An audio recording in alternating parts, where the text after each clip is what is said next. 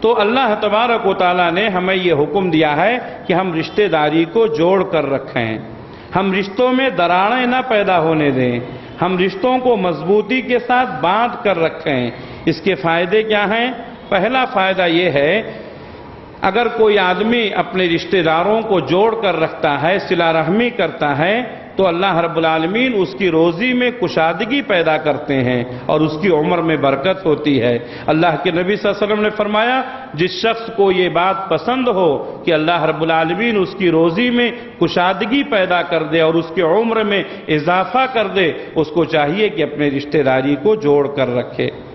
کون نہیں چاہتا ہے کہ اس کے رزق میں کشادگی ہو؟ کون نہیں چاہتا ہے کہ اس کے عمر میں برکت ہو؟ پیارے نبی نے فرمایا، یہ تم کو کیسے حاصل ہوگا؟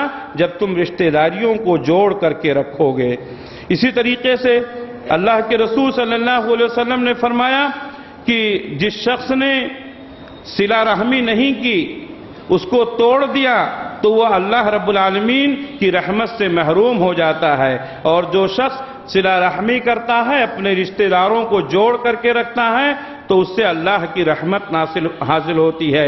اللہ تبارک و تعالیٰ نے اللہ کے نبی صلی اللہ علیہ وسلم کی زبان مبارک سے یہ اعلان کروایا، من وصلک وصلتہ ومن قطعک قطعتہ، جو تجھے جوڑے گا میں اس کو جوڑ کر رکھوں گا، اور جو تجھے کاٹے گا میں اس کو کاٹ دوں گا۔